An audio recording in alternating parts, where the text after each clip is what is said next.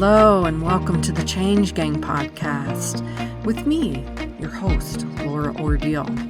I'm here to help you hold on to your sanity and your soul as you move through big change.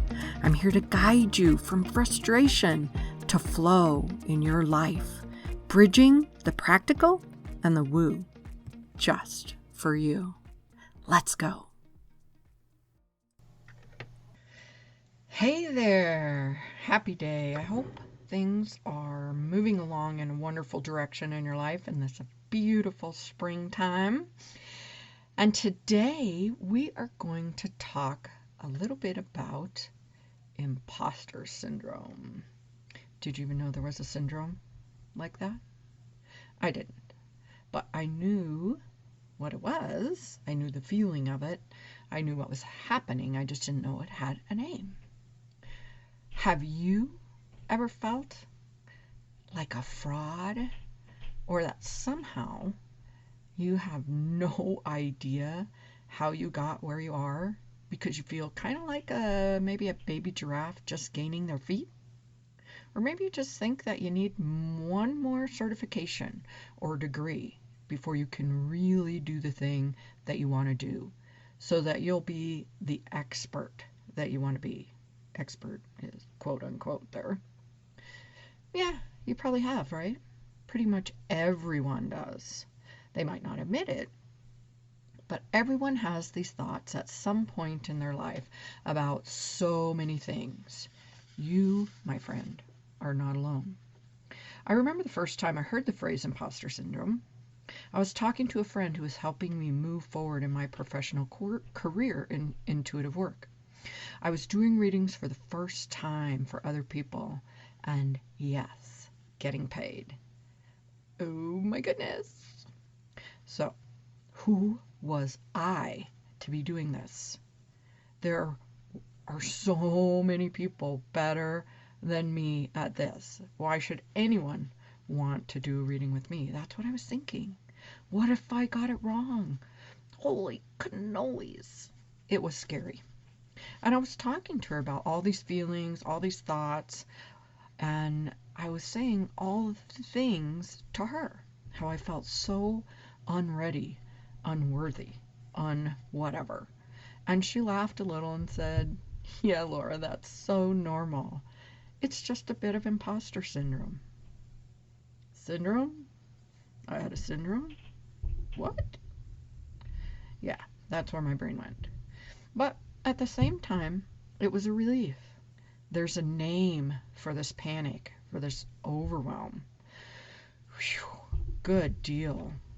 Isn't it funny how we feel so much better when there's a name for something we feel, like it somehow legitimizes it? Just a side note here.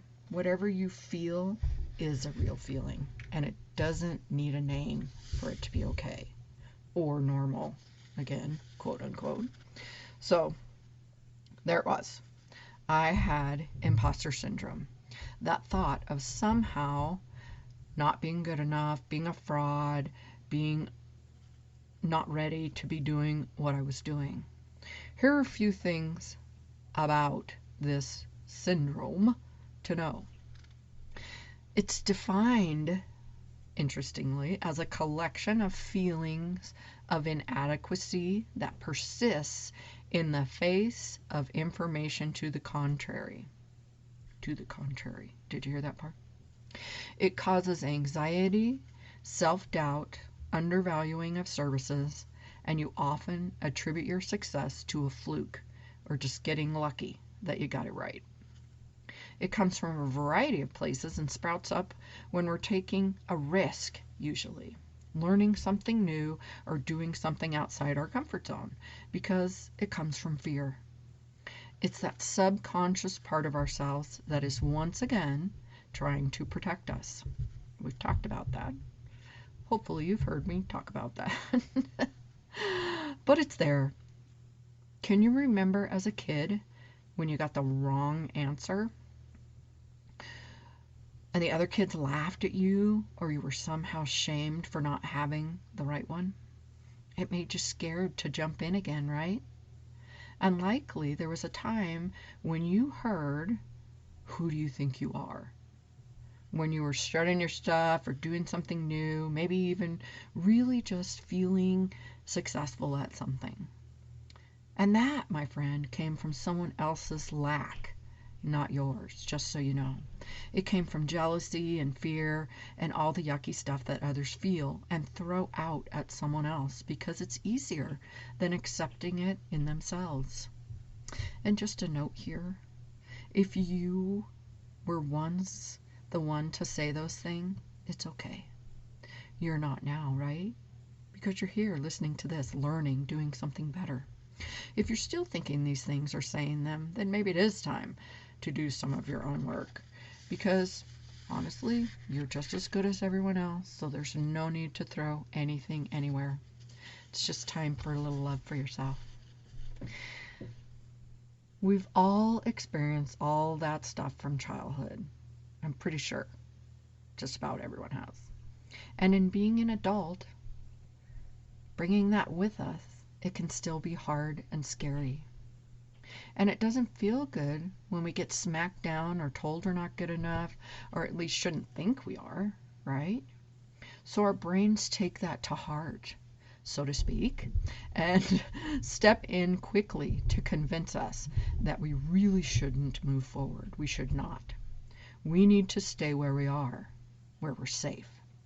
There might be someone who doesn't like what we have to say, or my goodness, we might not be organized enough. We will look like a fool.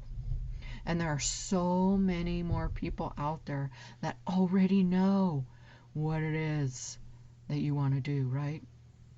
You really shouldn't step forward. You're just not ready. All the lists are definitely not ready, not checked off, not intense enough, right? I'm pretty sure you've thought at least one of these things. But here is the thing. You do not need to have all the lists checked off. You do not have to have total confidence in moving forward. And most importantly, you do not have to be the smartest person ever in your given subject.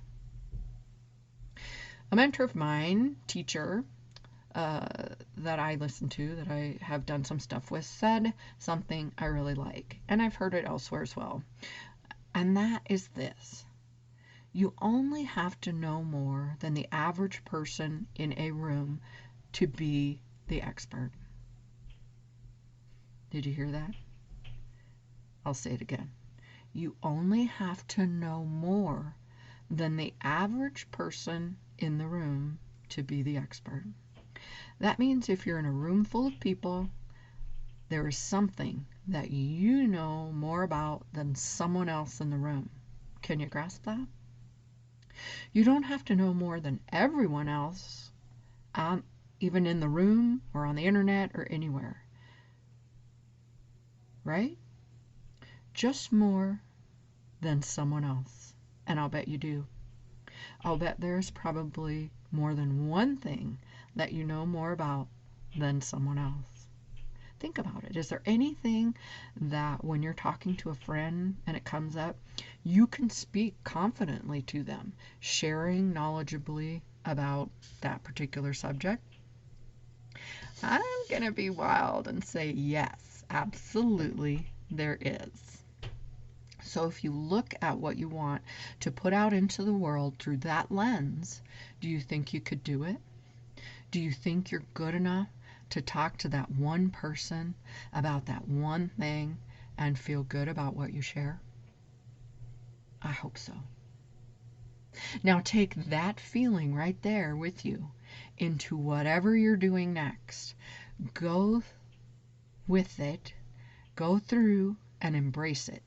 Move through that feeling of not enough with the knowing that you are enough for that person, and that is just perfect. It will allow you to step forward, to continue the flow in that energy of enough, and you'll soar into that thing and the next with enough confidence to keep you going to wherever you want to be. So tell me, share with me, email me, or come find me on social media. You can find me at Laura Ordile or at Laura Ordile, the Magical Mindset Mentor. Tell me one thing that you know more about than me or than your neighbor. Share about it, talk about it, write about it, and then be it. Do it. And have fun with it. I hope today's episode was interesting to you in some way and fun. If so, hey, find someone to share it with. Maybe they need to hear it too, or maybe they'll just enjoy it. If you'd like, go ahead and grab my tips on supercharging your success. It includes a free short meditation to do just that. You can find that at bit.ly/supercharge your success. Until next time, happy day.